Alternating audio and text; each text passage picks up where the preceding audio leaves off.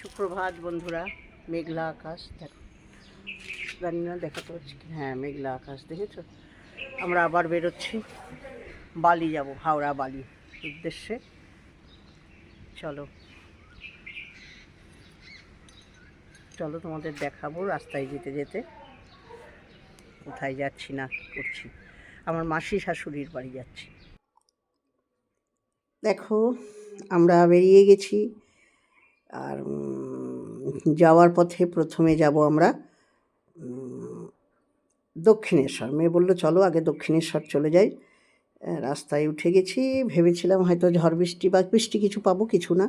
মেঘলা আকাশ, বেশ ভালো লাগছিল, রোদের তেজ ছিল না। আগের দিন ননদের বাড়ি যাচ্ছিলাম, একটু রোদ লাগছিল, কিন্তু এটাও যেহেতু ভোরবেলা বেরিয়েছি, আমরা তো 5:30 নাগাদ বেরিয়ে গিয়েছি। হ্যাঁ, তো সূর্যোদয় হয়ে গেছে, কিন্তু মেঘলা আকাশের জন্য অত ভালো রোদের তেজটা নেই।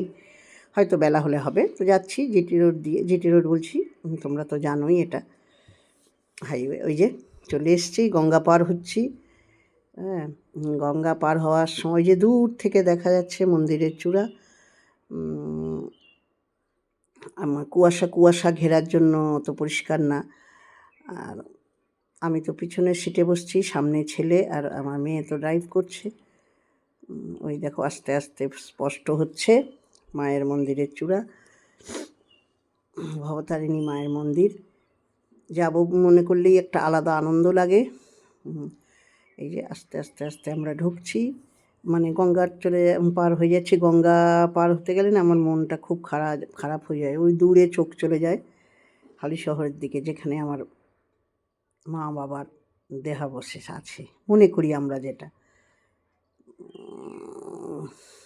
একটা মন খারাপ কাজ করে। যাই হোক, দেখো এই যে চলে এসছি কাছাকাছি, দূর স্পষ্ট দেখা যাচ্ছে এখন।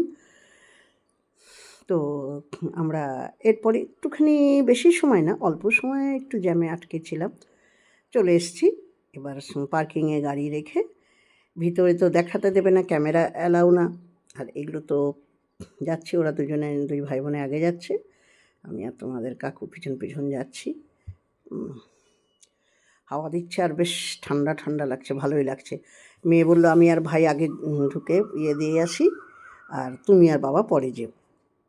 এই যে আমরা এখানে দাঁড়িয়ে থাকলাম। তাই আমি বললাম দাঁড়া, একটু গাছতলার ওখানে গিয়ে দাঁড়াই, তোরা যা। আমরা দুজনে, কি ভালো লাগছে না? হ্যাঁ, আমরা দুজনে গিয়ে ওই ডান দিকে গাছতলার ওখানে গিয়ে বসছিলাম, দাঁড়িয়েছিলাম কিছুক্ষণ। ভালো লাগছিল। ওরা যাবে, ওরা চলে গেল দুই ভাই বোনে। আমরা একটু গঙ্গার ধারে এসে দাঁড়ালাম। গঙ্গার ফুরফুরে হাওয়া, কি ভালো লাগছে। সে বলে না, হে ও মা পতিত পাবনি গঙ্গে। আমাদের বিশ্বাস গঙ্গা জলে আমাদের সমস্ত কিছু পাপ ধুয়ে যায়, গঙ্গা স্নান করতে পারলে। কিন্তু আমার তো বারণ, আর পারবো না, কাকু অসুস্থ, তাই ওই গঙ্গা জল ছেলে আর মেয়ে গেল নিচে, ওরা ভরলো, ভরে আমাদের মাথায়ও দিয়েছে এসে। আর একটু গঙ্গা জল 2 বোতলে ভরে দিলাম। অনেকেই এসে বলছিল যে 200 টাকা দিন, মাঝের জল ভরবো, এই ভরবো। আমি ওইসব করিনি, ওরাও করছে ওদের জীবিকার জন্য, তো অনেকেই স্নান করছে। কিন্তু আমার তো কানে অপারেশন, পারবো না, তোমার কাকুও অসুস্থ, ছেলে মেয়ে কেউই সাহস নেই। আমার মেয়ে যদিও সাঁতার জানে, কিন্তু মেয়েও নামবে না। আমরা এরপর যাবো ওপারে বালিতে। আমরাও তারপরে দর্শন করে এলাম। ওখানে তো ক্যামেরা মোবাইল সবই কিছুই অ্যালাউ নেই। ব্যাস এবার যাচ্ছি, মাসির বাড়ি যাব।